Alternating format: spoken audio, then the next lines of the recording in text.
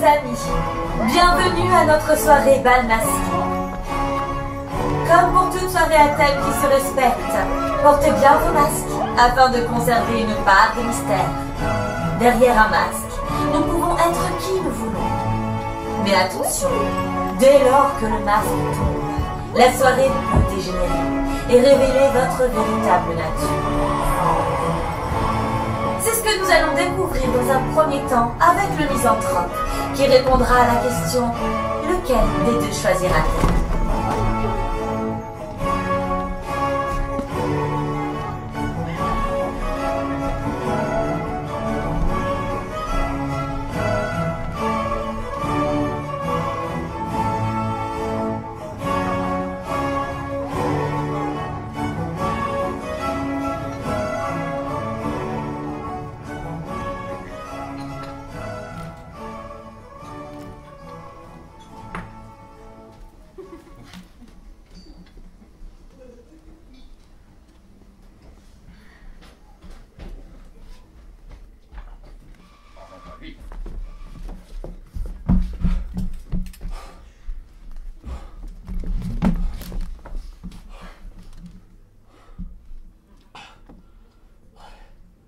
Vous n'êtes pas sorti?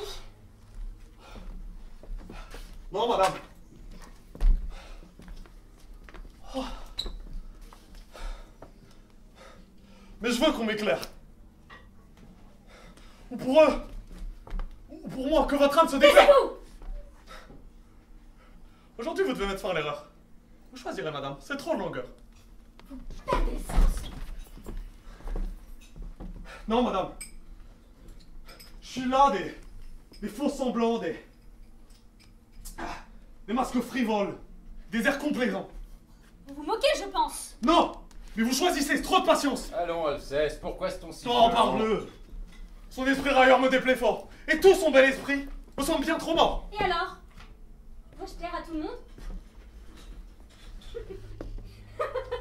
Mais... Excusez-moi, mais regardez-le, Philinte. À vrai dire, il se barbouille fort, hein. Partout, il porte un air qui saute aux yeux d'abord. Et lorsqu'on le revoit après un peu d'absence, on le retrouve encore plus plein d'extravagance. Non, parle-le! Si des esprits extravagants parlent, je viens d'en supporter un dont l'ennui m'accable.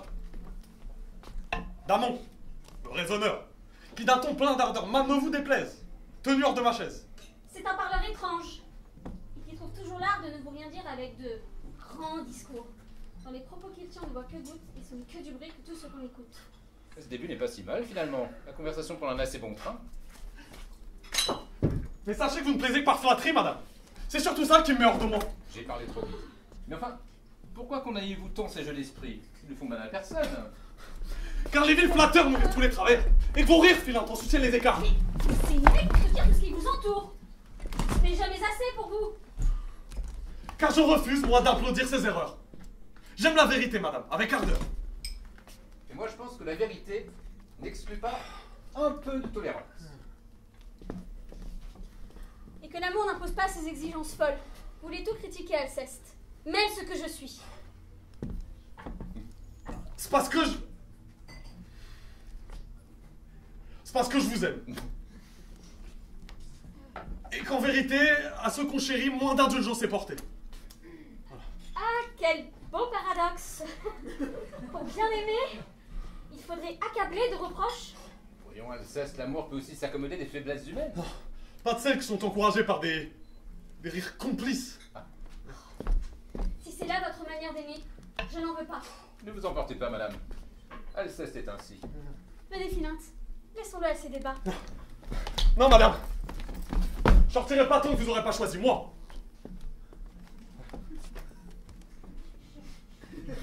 Oh, je vous plais, n'est-ce pas? Madame est bon caractère.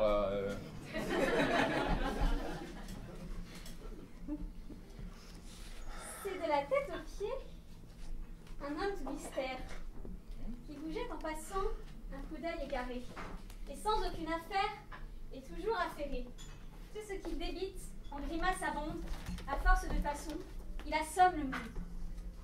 Sans cesse il a tout bas de rompre l'entretien, un secret à vous dire et ce secret n'est rien. De la moindre laitier, il fait une merveille. Et jusqu'au bonjour, il dit tout à l'oreille. Madame? Oh, mais l'ennuyeux conteur! Oh. Jamais on ne va sortir du grand seigneur. Du brillant commerce, il se mêle sans cesse, et ne cite jamais que duc, prince ou princesse. La qualité en tête, et tous ses entretiens ne sont que de chevaux, d'équipage ou de chiens. Il tutaille de plus haut étage, et le nom de monsieur est chez lui hors d'usage. On dit qu'avec Bélise, il est du dernier bien. Oh, le pauvre esprit de femme que je suis! Lorsqu'elle doit vous voir, elle souffre de martyre. Il faut suer sans cesse, à chercher que lui dire. Et la stérilité de son expression fait mourir à tout coup la conversation. Enfin, pour attaquer son stupide silence, de tous les lieux communs vous prenez l'assistance. Et le beau temps, et la pluie, et le froid, et le chaud sont des fonds qu'avec elle on épuise bientôt. Cependant, sa visite insupportable traîne en une longueur encore épouvantable. Et l'on demande l'heure, et l'on baille 20 fois. Qu'elle grouille aussi peu qu'une pièce de bois. Qu'en pensez-vous, Alceste? Mais c'est que jamais, morbleu, les hommes n'ont raison. Leur folie engendre un constant contre-saison. Car je vois qu'ils le sont dans toutes leurs affaires que... flatteurs insolents ou censeurs téméraires. Mais... Non, non, madame, non. Car j'en devrais bien mourir. Vous avez des plaisirs que je ne puis souffrir. Et l'on a tort ici de nourrir en votre âme cet attachement vain aux défauts qu'on réclame. Mais quel orgueil extrême! C'est un homme gorgé de l'amour de soi-même. Son mérite n'est jamais content de la cour, alors contre elle il fait métier de pester chaque jour. Et l'on ne donne ni emploi, ni charge, ni bénéfice qu'à tous ceux qui croient qu'on nous fasse injustice. Enfin, pourquoi pour ces gens un intérêt si grand? Vous qui condamneriez ce qu'on ne reprend. Et ne faut-il pas que monsieur contredise? À la commune voix veut-on qu'il se réduise? Et qu'il fasse exploser en tout lieu l'esprit contrariant qui lui vient des cieux?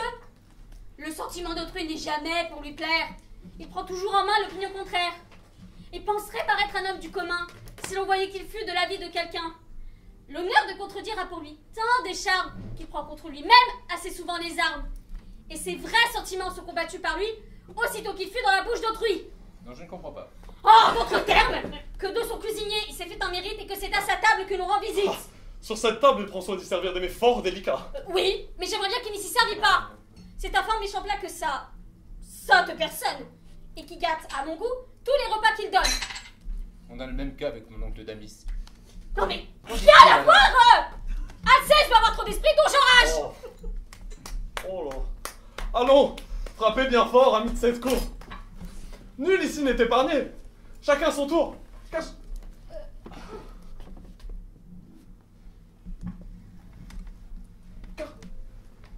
on vous voit courir. On vous voit courir pour les mieux reconnaître. Leur tendre votre main d'un baiser appuyé, jurant de leur servir un dévouement loyal. Enfin, pourquoi s'en prendre à nous? Si ce qu'on vous dit vous plaise, il faut que le reproche à madame s'adresse. Non, morbleu, non. C'est à vous que revient ce reproche. Car vos récomplaisances et médisances approchent. Son humeur satirique alimentée sans cesse vient du coupable en sang que vos flatteries adressent. Elle rirait bien moins, c'est très offensant si vos applaudissements étaient si constants. C'est ainsi qu'aux flatteurs revient toute la faute des vices répandus que leur louange dévote. Les rires sont pour vous, madame, c'est tout dire. Et vous pouvez pousser contre lui la satire. Enfin, si c'est à vous que s'en rapportent les cœurs, faudra pour bien aimer renoncer aux douceurs. Et du parfait amour mettre l'honneur extrême de bien injurier des gens qu'on aime. Écoutez, pour moi je ne sais pas, mais j'avouerai tout haut que dans mon esprit, j'ai cru jusqu'ici madame sans défaut. Frappe tous le mais important. Enfin, brisons-là ce discours. Et dans la galerie, allons faire de tour. Quoi? Mais vous en allez? Oui, madame. Mais c'était pour rire! Enfin, je crois.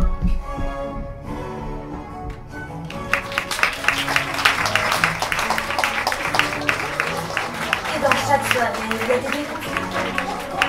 Et il y a toujours un vent de cœur. Un don Juan qui se cache parmi les invités. Voyons qui est le nôtre ce soir.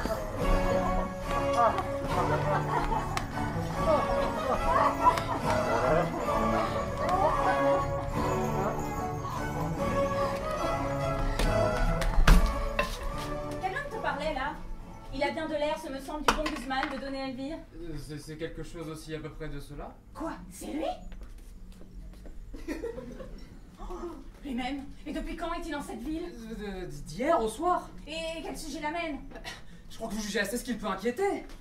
Notre départ, sans doute. Le bonhomme en est tout mortifié. Il m'en demandait le sujet. Mais quelle réponse as-tu faite? Que vous n'en avez rien dit. Mais encore, quelle est ta pensée là-dessus?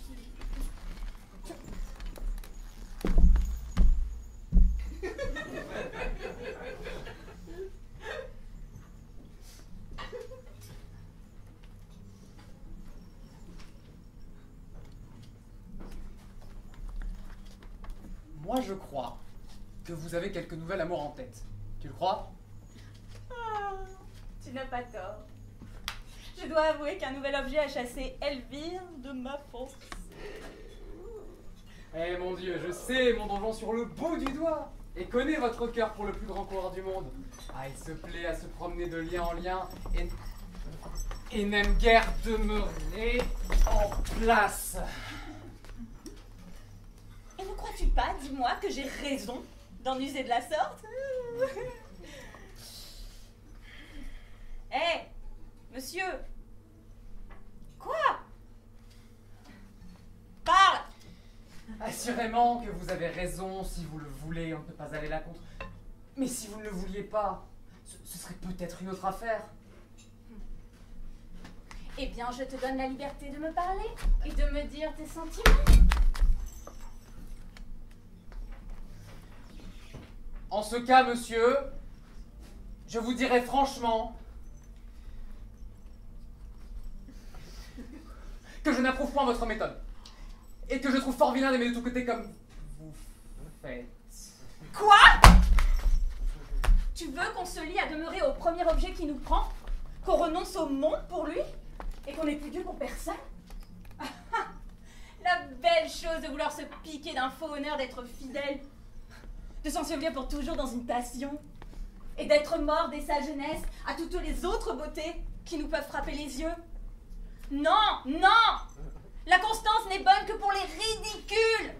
Toutes les belles ont le droit de nous charmer, et l'avantage d'être rencontrée la première ne doit point dérober aux autres les justes prétentions qu'elles ont toutes sur nos cours. Pour moi, la beauté me ravit partout où je la trouve, et je cède facilement à cette douce violence où elle nous entraîne. J'ai beau être engagée, l'amour que j'ai pour une belle n'engage point mon âme à faire injustice aux autres. Je conserve mes yeux pour voir le mérite de toutes, et rends à chacune les hommages et les tributs où la nature nous oblige. Et quoi qu'il en soit, je ne puis refuser mon cœur à tout ce que je vois d'aimable, et dès qu'un beau visage me le demande, mais si j'en avais 10 000, je les donnerais tous. Les inclinations naissantes, après tout, ont des charmes inexplicables, et tout plaisir d'amour est dans le changement.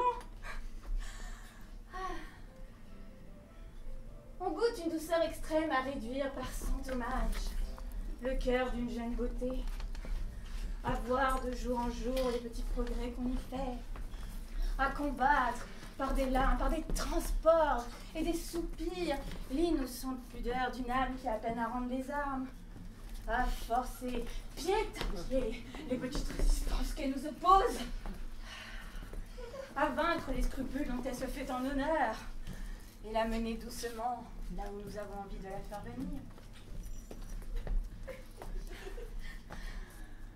Mais lorsqu'on en est maître une fois, il n'y a plus rien à dire ni rien à souhaiter.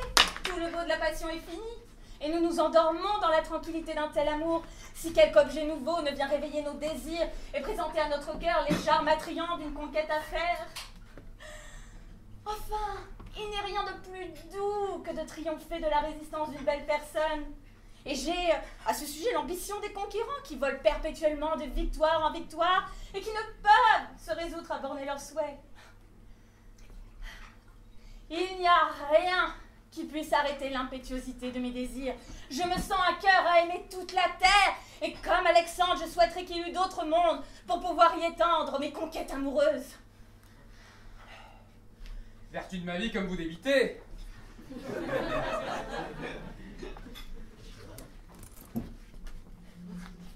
semble que vous avez appris tout ça par cœur. Vous parlez comme un livre.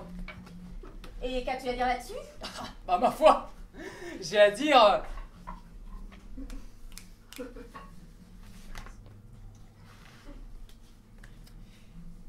Eh ben, je ne sais que dire. C'est parce que vous tournez les choses d'une manière qu'il semble que vous avez raison. Mais cependant, il est vrai que vous ne l'avez pas. J'avais les plus belles pensées du monde et vos discours m'ont brouillé tout ça. Laissez faire. Une autre fois, je mettrai mes raisonnements par écrit pour discuter avec vous. Il fera bien. Mais monsieur, cela serait-il de la permission que vous m'avez donnée si je vous disais que je suis tant soit peu scandalisé de la vie que vous menez? Comment et quelle vie est-ce que je mène? Oh, fort bonne! Mais par exemple, vous voir tous les mois, vous marier, que vous faites? Oh, y a-t-il rien de plus agréable? Il est vrai, je le conçois, que cela est fort agréable et fort divertissant, et je m'en accommoderais bien, moi aussi. S'il n'y avait point de mal. Monsieur, osez ainsi se jouer d'un tel mystère aussi sacré! Va! C'est une histoire entre le ciel et moi, et nous la démêlerons bien ensemble sans que tu t'en mettes en peine, hein. Ma foi, monsieur, j'ai toujours ouï dire que c'est une méchante raillerie que de se railler du ciel, et que les libertins font toujours... Oh là, maître Sot! Vous savez que je vous ai dit que je n'aime pas les faiseurs de remontrances, hein. Mais Myrmidon, je ne parle pas aussi à vous, hein. Dieu m'en garde.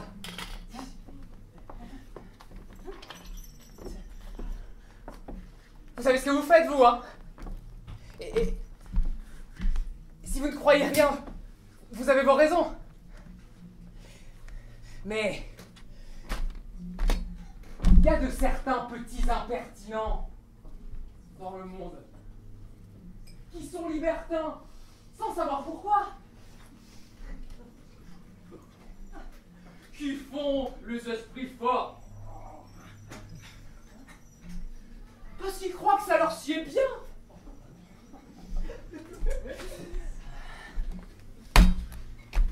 Et si j'avais un maître comme cela, je lui dirais fort nettement, le regardant en face: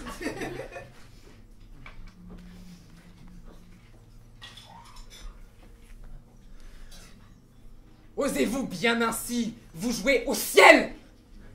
Et ne tremblez-vous pas de vous moquer comme vous faites des choses les plus saintes? Et c'est bien à vous! C'est bien à vous, petit ver de terre!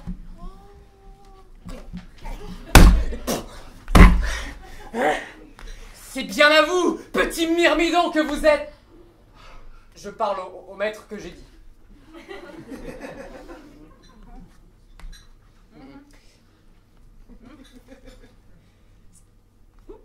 C'est bien à vous, à vouloir vous mêler, de tourner en raillerie, ce que tous les hommes rêvèrent.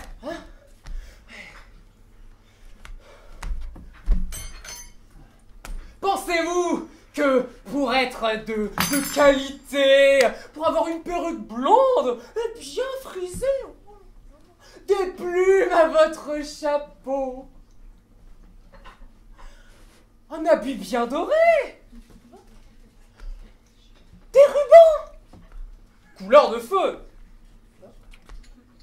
C'est à vous que je parle, hein. C'est à l'autre.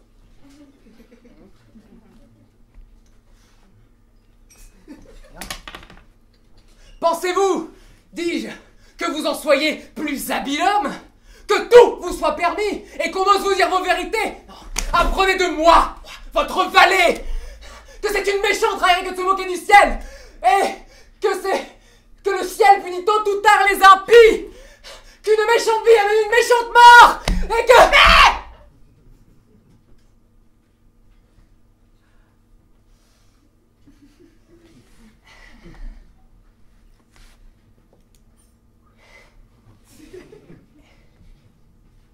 De quoi est-il est-il question?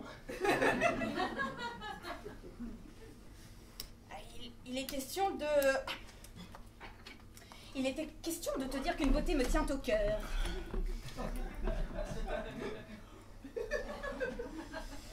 Et qu'entraînée par ses appâts, je l'ai suivi jusqu'en cette ville. Mais n'y craignez-vous rien, monsieur, de la mort de ce commandeur que vous tuâtes il y a 6 mois? Mais pourquoi craindre? Ne l'ai-je pas bien tué? Oh, fort bien, le milieu du monde, il aurait tort de se plaindre, hein.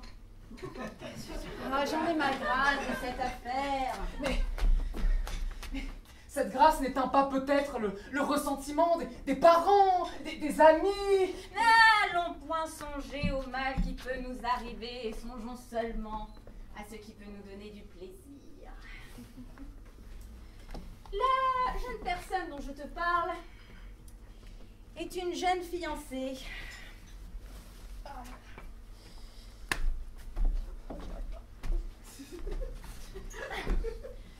Une jeune fiancée. La plus agréable du monde. Qui a été conduite ici par celui-même qu'elle y vient épouser. Et le hasard me fit voir ce couple d'amants 3 ou 4 jours avant leur voyage. Jamais je n'ai vu 2 personnes être si contents l'un de l'autre et faire éclater plus d'amour. La tendresse visible de leurs mutuelles ardeurs me donna de l'émotion. J'en fus frappée au cœur. Et mon amour commença par de la jalousie. Oui, je ne pus souffrir de les voir si bien ensemble. Et je me figurais un plaisir extrême à pouvoir troubler leur intelligence et rompre cet attachement dont la délicatesse de mon cœur se tenait offensée. Mais jusqu'ici, tous mes efforts ont été inutiles. Et j'ai recours au dernier remède. Cet époux prétendu doit régaler aujourd'hui sa maîtresse d'une promenade sur mer. Et sans en avoir rien dit, toutes les choses sont préparées pour satisfaire mon amour. J'ai une petite barque et des gens avec quoi fort facilement je prétends enlever la mer. Eh ben, monsieur, c'est fort bien à vous, et vous le prenez tout comme il faut, et il n'y a rien tel en ce monde que de se contenter. Prépare-toi donc à venir avec moi et prends soin toi-même d'amener toutes mes armes. Voilà.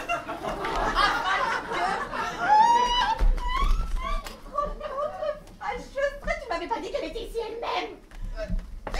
Mais monsieur, vous ne l'avez pas demandé.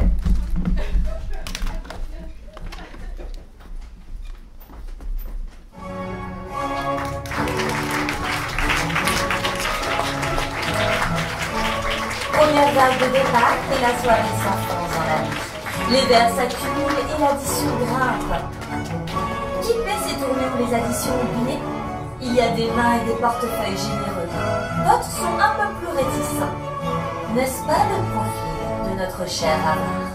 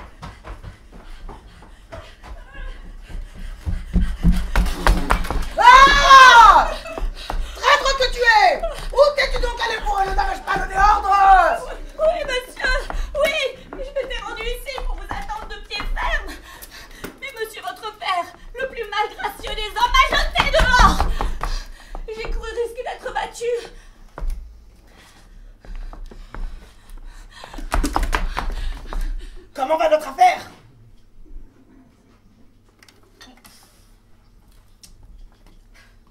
Les choses pressent plus que jamais. Et depuis que je ne t'ai vu, j'ai découvert que mon père est mon rival.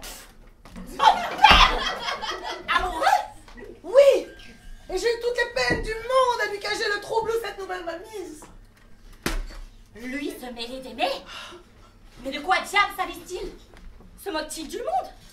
Et l'amour a-t-il été fait pour des gens bâtis comme lui? Il a fallu pour le péché que cette passion lui soit venue en tête. Mais par quelle raison lui faire un mystère de votre amour? Mais pour lui donner moins de soupçons. Et pour me conserver au besoin des ouvertures plus aisées pour détourner ce mariage. Quelle réponse a-t-on faite? Ma foi, monsieur, ceux qui empruntent sont bien malheureux. Et il faut essuyer d'étranges choses lorsqu'on en est réduit à passer comme vous, par les mains des fesses matures. L'affaire ne se fera point. Pardonnez-moi. Notre maître Simon, le courtier qu'on nous a donné, un homme agissant, plein de zèle, dit qu'il a fait rage pour vous et assure que votre seule physionomie lui a gagné le cœur. J'aurai les 15 000 francs que je demande. Oui, mais à quelques petites conditions qu'il faudra vous accepter si vous avez des fois que les choses se fassent. Mais t'a-t-il fait parler à celui qui doit prêter l'argent? Vraiment, ça ne va pas de la scène. On ne doit. Il apporte encore plus de soins à se cacher. Et ce sont des mystères bien plus grands que vous ne pensez. On doit point du tout dire son nom. Et l'on doit aujourd'hui l'aboucher avec vous dans une maison empruntée pour être instruit par votre bouche de votre bien et de votre famille. Et je ne doute pas que seul nom de votre père nous rend les choses faciles. Et principalement notre mère étant morte, dont on ne peut m'ôter le bien. Voici quelques articles qu'il a dictés lui-même à notre entremetteur pour vous être montrés avant que de rien faire.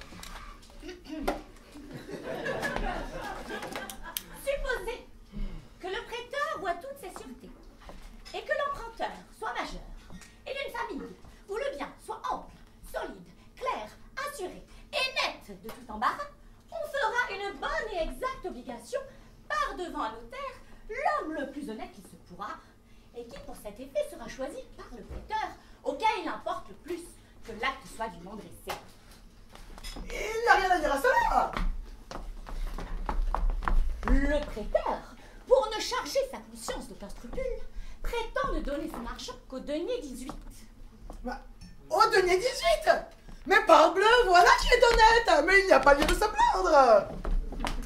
Cela est vrai. Mais, comme le dit prêteur n'a pas chez lui la somme dont il est question, et que pour faire plaisir à l'emprunteur, il est contraint lui-même de l'emprunter d'un autre, sur le pied du denier 5, il conviendra que le dit premier emprunteur paye cet intérêt sans préjudice du reste, attendu que ce n'est que pour l'obliger que le prêteur s'engage à cet emprunt. Mais comment diable? C'est plus qu'au denier 4. Cela est vrai, c'est ce que j'ai dit. Vous avez à voir là-dessus.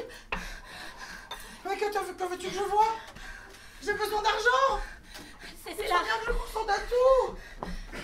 C'est la réponse que j'ai faite. Mais y a-t-il encore quelque chose? Ce n'est plus qu'un petit article.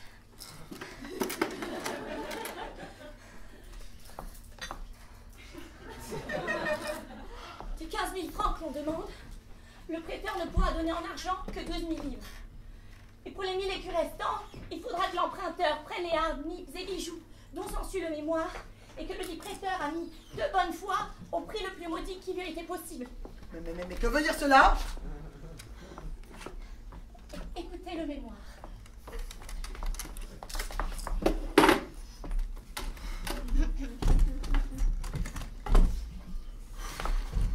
Oups, là.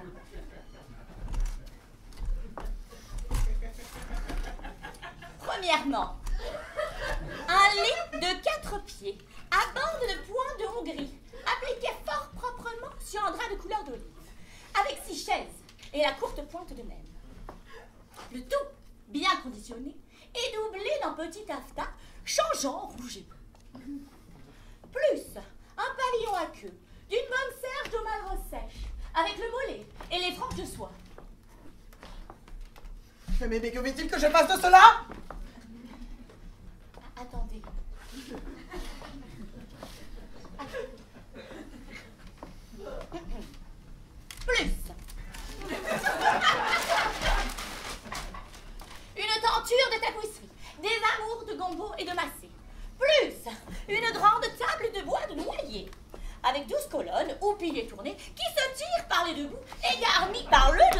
ces 6 escabelles.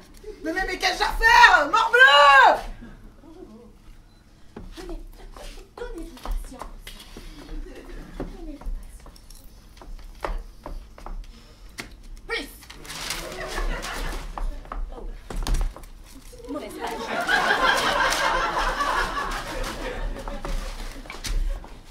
Plus. 3 gros mousquets, tout garnis de nacre de perles, avec les 3 fourchettes assortissantes. Plus un fourneau de briques, avec 2 cornues et 3 récipients. Fort utile à ceux qui sont curieux de distiller. Mais je rage! Je rage! Je rage! Doucement. Doucement.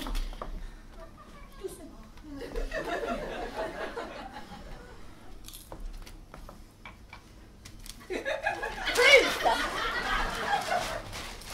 un luth de Bologne, garni de tous ses camps, ou peu s'en fout. Plus un trou madame et un damier, avec un jeu de loi renouvelé des Grecs. Fort propre à passer le temps lorsque l'on n'a que faire. Plus une peau de lézard. De 3 pieds et demi. Voyez? Fort utile pour pendre au plancher d'une chambre. Le tout, ci-dessus mentionné, valant loyalement plus de 4500 livres et rabaissé à la valeur de 1000 écus par la discrétion du prêteur. Mais que la peste l'étouffe avec sa discrétion! Le traître, le bourreau qu'il est!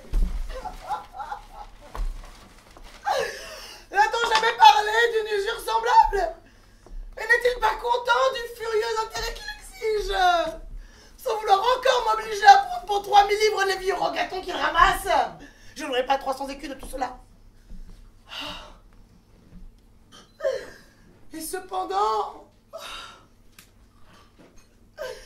faut bien me résoudre à consentir à ce qu'il veut, car il est en état de me faire tout accepter. Il me tient le scélérat, le poignard sur la gorge.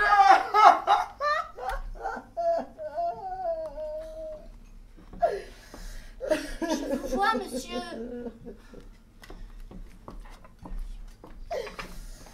Ne vous en déplaise. Et dans le grand chemin, justement, prenez panurge pour se ruiner. Prenant argent d'avance, achetant cher, vendant à bon marché. Et mangeant son blé en herbe. Oh, mais que veux-tu que je fasse? Voilà où les jeunes gens sont réduits. Par la maudite avarice des pères. Et on s'étonne après cela que les fils souhaitent-ils meurent. Faut avouer que le vôtre animerait contre sa vilanie le plus posé homme du monde. Je n'ai pas, Dieu merci, les inclinations fort patibulaires. Mais avec ces procédés, il me donnerait des tentations de le voler. Et je croirais en le volant faire une action méritoire. Mais donnez-moi ce mémoire, que je le vois encore.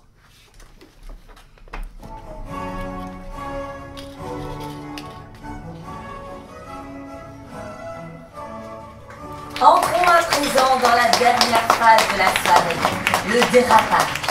Les esprits et les cœurs s'échauffent au rythme des derniers convives. Des bouteilles à finir et l'envie de prolonger la soirée jusqu'au bout de la nuit. D'étranges personnes apparaissent pour profiter de la situation. Faites attention aux dévots qui se cachent, car sous leurs belles apparences se révèlent de tartuffes.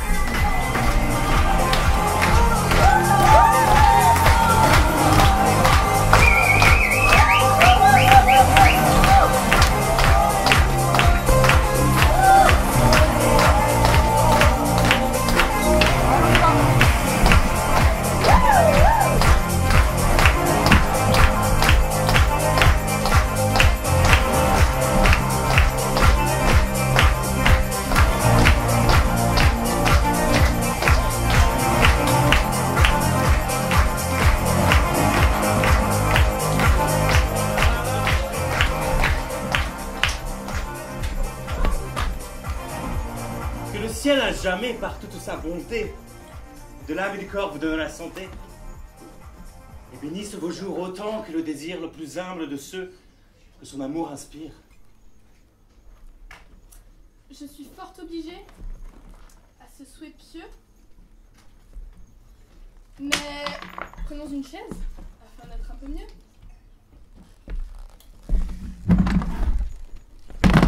Comment de votre mal vous sentez-vous remise? Fort bien, cette fièvre a bientôt quitté prise.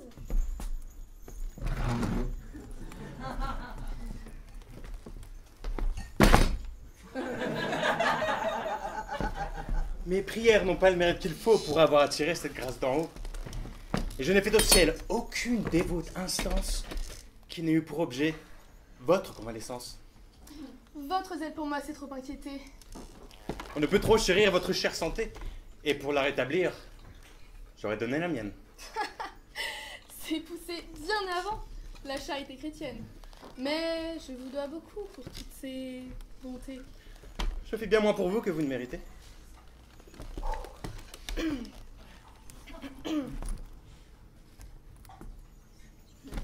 J'ai voulu vous parler en secret d'une affaire. Et je suis bien nette ici qu'aucun ne nous éclaire. J'en suis ravi de même. Et sans doute, madame, il m'est doux de me voir seul à seul avec vous. C'est une occasion qu'au ciel j'ai demandé sans que jusqu'à présent il me l'ait accordée.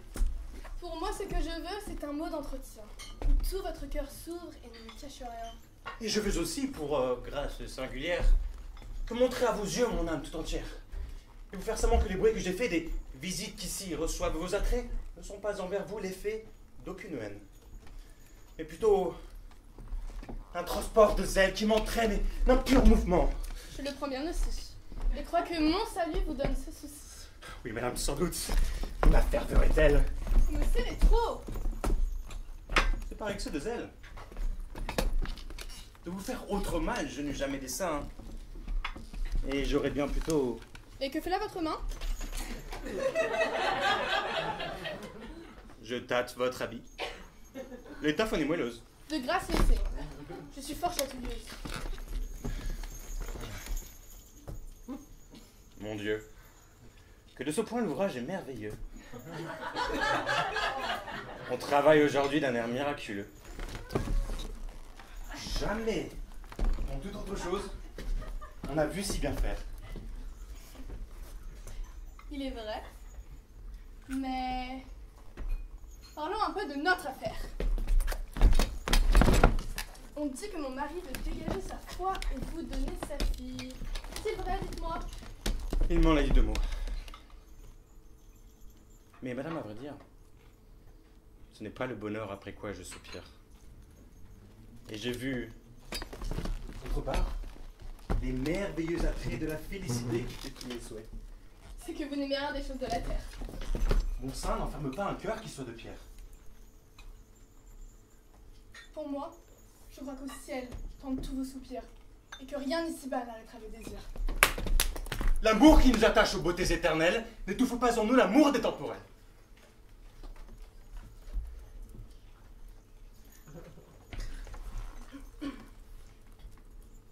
Nos sens facilement peuvent être charmés des ouvrages parfaits que le ciel a formés. Ces attraits réfléchis brillent sur vos pareils. Il a sur vous étalé ses plus rares merveilles. Il a sur votre face épanché des beautés dont les yeux sont surpris et le cœur transporté. Et je n'ai pu vous voir, parfaite créature, sans admirer en vous l'auteur de la nature, et d'une ardente amour sentir mon cœur atteint au plus beau des portraits où lui-même il s'est peint. D'abord, j'appréhendais que cette ardeur secrète ne soit du noir esprit une surprise adroite, et même fuir à vos yeux, mon cœur se résolut, vous croyant un obstacle à faire mon salut. Ce m'est, je le confesse, une audace bien grande que d'oser de ce cœur vous adresser l'offrande.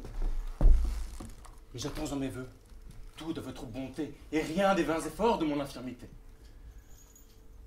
En vous est mon espoir, mon bien, ma quiétude. De vous dépend ma peine ou ma béatitude. Et je vais être enfin, par votre seul arrêt, heureux si vous voulez, malheureux s'il vous plaît. La déclaration est tout à fait galante, mais elle est, à vrai dire, un peu bien surprenante. Vous deviez, ce me semble, armer mieux votre sein et raisonner un peu sur un pareil dessein. Un dévot comme vous, et que partout on nomme... Ah, pour être dévot, je n'en suis pas moins homme. Et lorsqu'on vient d'avoir vos célestes appâts, un cœur se laisse prendre et ne raisonne pas. Je sais qu'un tel discours de moi paraît étrange, mais, madame, après tout, je ne suis pas un ange. Et si vous venez à condamner l'aveu que je vous fais, vous devez vous en prendre à vos charmants attraits. Et que j'ai envie de briller la splendeur toute humaine, de mon intérieur vous foute souveraine. De vos regards divins, l'ineffable douceur, força la résistance qui s'obstine au cœur. Elle surmonta tout, jeune prière larme, et tourna tous mes vœux du côté de vos charmes.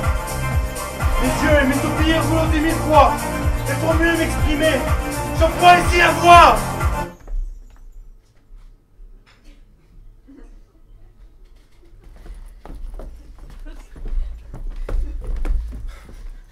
J'aurai toujours pour vous, oh suave merveille, une dévotion à nul autre pareil.